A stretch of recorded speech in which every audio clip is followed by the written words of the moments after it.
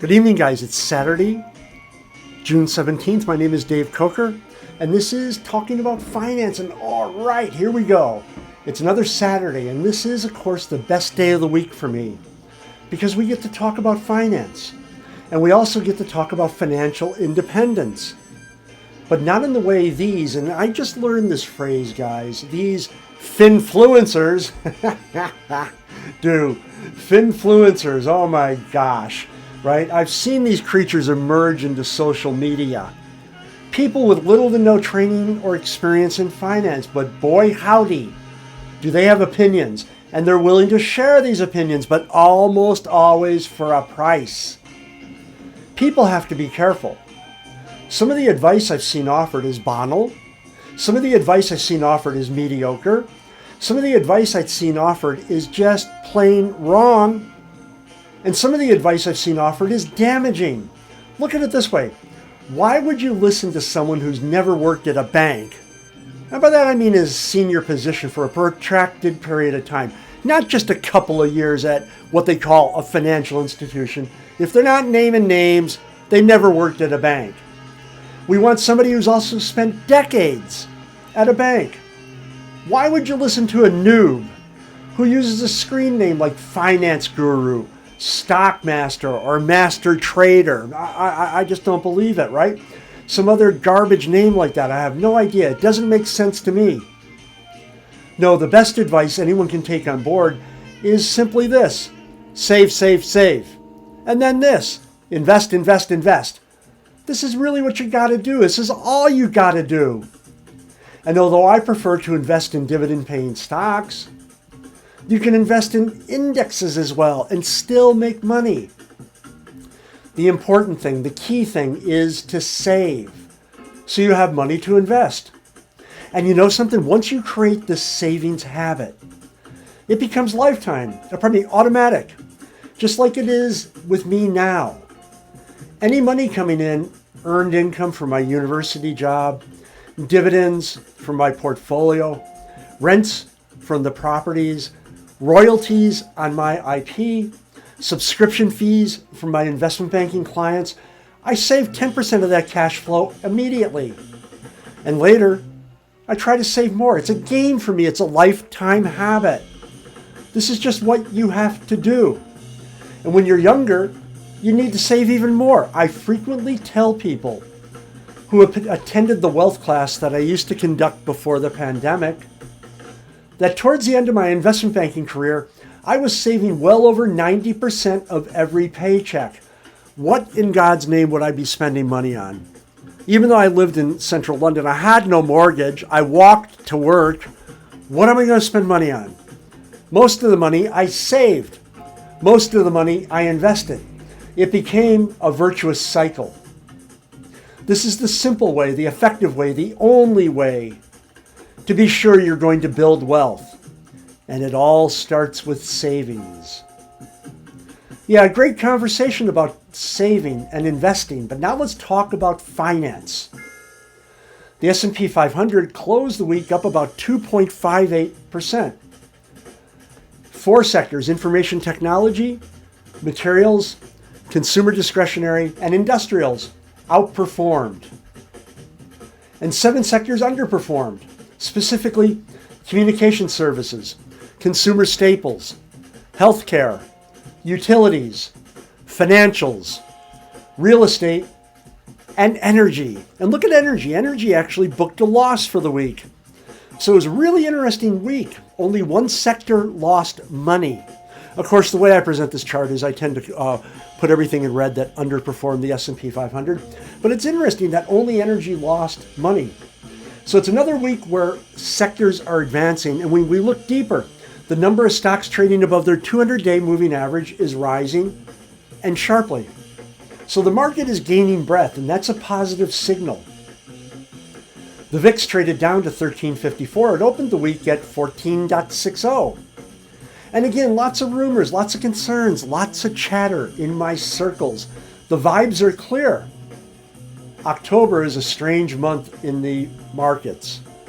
There might be an October event, and it ain't Halloween. So it might be worthwhile putting on some downside protection closer to October. I'm certainly going to be looking at it, and we'll be talking about it here.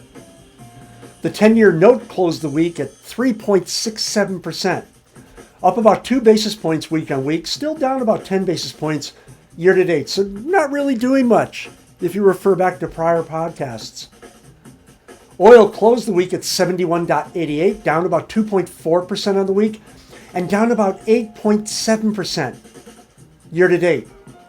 And yesterday was Friday, so you know what I did. Oh yes, I bought Bitcoin. And oh yes, I bought Ripple. It's just what one does on Friday morning. Am I right? But enough about me. Let's find out what me and my buddies, some 50 or so finance professionals from all around the planet, talked about last week. It's all good stuff. And since we may not have been properly introduced, we are Global Wall Street. And we are absolutely everywhere. Between Telegram and our personal networks on LinkedIn and WhatsApp, we know everyone.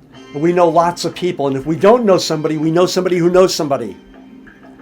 Somebody at lots of different financial institutions. It's always useful to help with references or vetting potential candidates for jobs in industry. Remember, guys, a lot of times banks, financial institutions will see somebody on LinkedIn that looks interesting because of the title they've given themselves or the expertise they claim to have. Almost always these banks don't approach them directly. They ask somebody who might know them. I've been asked about a lot of people lately. It's really interesting. I'm not quite sure what's going on there. Maybe some people are just trying to find work. They're concerned about their job coming to an end, their contract ending, and they're pushing hard to find work. I don't know. I get the queries. I answer the questions truthfully. It's just what you got to do, right? So this week, we're on Wall Street. We're in the city of London. We're also in Amsterdam and Paris. Oh, yeah. And we're in Mumbai this week. We are everywhere that matters. So let's go. 7 slides for 7 days. Oh, my gosh. Is this awesome or what? Here's an interesting one. We just talked about this, right? Yeah, real brain master here, right? What if spending all our money means we have no money left? Well, I guess the spending will end. You really don't want to end up in that position, guys, of having no money. As I mentioned, get yourself in the habit. Any money that comes in, save 10% of it immediately. Hey, am I a finfluencer now? Yeah, I hear they make lots of money for being finfluencers. I don't really have the appearance to be a finfluencer because from what I've seen, they're all perfect people. Oh, and from what I've seen, they're all perfect idiots. All you got to do is save 10% and try to push it up. In actuality, I save well over 25%, but the first thing I do when money comes in, I save 10%. And then as I told you before, I loop back and try to save a little bit more. And it's all for a reason because we need to invest. And this was an interesting one. I can't remember who put this up, but oh God, it makes me quiver. I squirm just seeing it. My God, yeah. And if investing was a slide, it would be like one of these things you use to peel vegetables and slice and dice and things like that. Yeah, because it does hurt, doesn't it? Yeah, I can tell you guys, I'm honest with you. I'm totally an open book. I learned more by losing my first $50,000 in the market than I ever did from the degrees I took or even the doctoral studies that I did. It's a real basal type of fear. And I don't know, I've actually skinned my knuckles on one of these things. So maybe that's why I feel it so hard, right? This one was really weird. Go on Market Watch on Twitter. I follow them. And I saw this. I said, oh yeah, it sounds pretty good. You know, you got to have a target, right? Twice your salary. You should target it. Try to get up there, right? And if you read the Twitter thread, it's full of hate on, which I don't understand, except I think it's a bunch of losers. They can't save a damn penny. And that's why they're belittling this advice. They were saying things like, well, we're not rich. No, you don't have to be rich. You just have to not spend money like crazy. And once again, save 10% of every cash flow that comes into your account, into your current account or checking account, however you get the money. Whenever it comes, 10%. Don't even look at it for more than 30 seconds. $1,000 comes in, $100 goes someplace else. 10,000 pounds comes in, 1,000 pounds goes someplace else.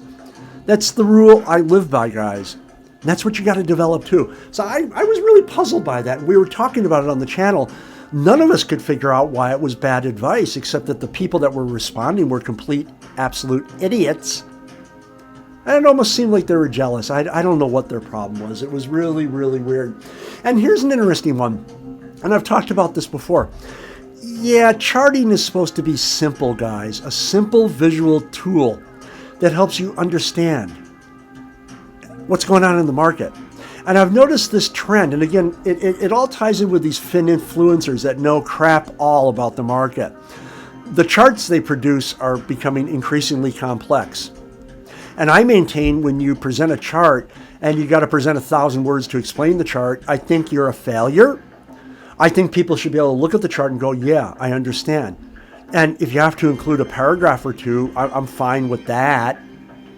I don't think you should have to do that, but yeah, if you have to do it, if it improves the explanatory power of your chart, yeah, that's cool. But these idiots that put these really complex charts out there, oh God, they just annoy me so much. These finfluencers, they honestly don't know what they're talking about. And yeah, we really have to thank the Lord for these small favors that we get. Every day the stock market doesn't crash is a miracle. Why do I say this? Because we really don't understand the cause of stock market crashes looking forward. We're always looking back and speculating, and we think we know why the stock market crashed. In reality, I'm convinced, having been through a few, we don't fully understand what happens. There's a lot of mob psychology involved in the markets to begin with, let alone when the markets crash. And yeah, so I'll take small favors anytime. Any day the market doesn't crash is a good day for me. It reminds me of when I was working abroad and people were shooting at me and trying to blow me up with bombs, right? You know, so my bar is pretty low. When I go to work, when I come home, I ask myself a simple question. Did I get paid? Yes. Did anybody try to kill me? No. It's a great day. Same thing with the stock market, right? Any day it doesn't crash, it's a great day. Even if it's down 3, 4, 5%, I don't care. As long as it doesn't crash, because that kind of crap feeds upon itself. And I'm not saying you can't find wonderful opportunities when the stock market crashes. Of course you can. I just don't like to go through these things. I'm a totally optimistic guy, eternally optimistic. So yeah, I don't like stock market crashes. So I agree with, I guess that's Stalin, isn't it? Yeah, one of these guys, who knows, right? And here's an interesting one, right? Yeah, we're starting to see a lot of this stuff, guys. And we've talked about this before. People looking back, you know, woulda, coulda, shoulda, buying Bitcoin for $19,000 and selling it for $8,000. Well, the first question is, why in God's name are you selling Bitcoin? You never sell Bitcoin. We've talked about this before. Buy it, and it becomes part of your permanent portfolio. Never sell it.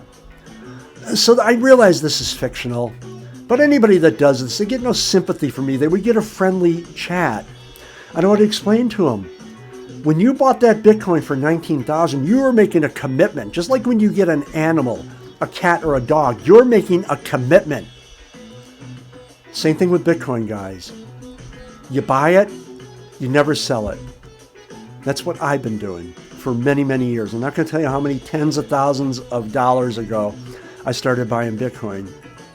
But longtime listeners will have an idea. And yeah, I just buy the same amount every week. I've been doing it for years. It's automatic. And oh, where's the money come from? Well, yeah, remember I mentioned save. Sure, 10% off the top, boom. Push it someplace when you need some money for Bitcoin. Every Friday, there it is. And finally, I do have to reiterate, because some people have been asking about Bitcoin and my focus on it. Well, it's a big deal. It should be a big deal. Bitcoin is the single best chance we have to throw off the shackles of the financial industry.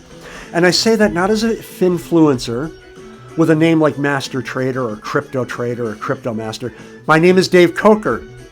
I spent decades in financial services. It is one corrupt industry in many ways. This is why we need to acquire Bitcoin. This is why we need to hold Bitcoin. This is why we have to resist what's going on presently in the States where they're trying to lock everybody out of Bitcoin. If you have to, do what I did 7 years ago, buying Bitcoin. Long before these exchanges started, find somebody else who has Bitcoin and wants to sell it. Meet them in a pub or a club. You give them the cash, they squirt the Bitcoin over, it arrives in your wallet, you part friends. Maybe you buy that person a beer or another drink. That's what you got to do. See, yeah, Bitcoin's a big deal for many, many reasons. We don't have enough time to talk about them all. But if you look at my writings on Medium, or if you look at some of the other videos I've made here, I've talked about my belief in Bitcoin and how it's a totally positive force for humanity. That's it for me, guys. I hope you have a wonderful night. It's been actually awesome talking to you. It always is. It's going to be a wonderful week. Save some money, invest some money. Winners all. Take care.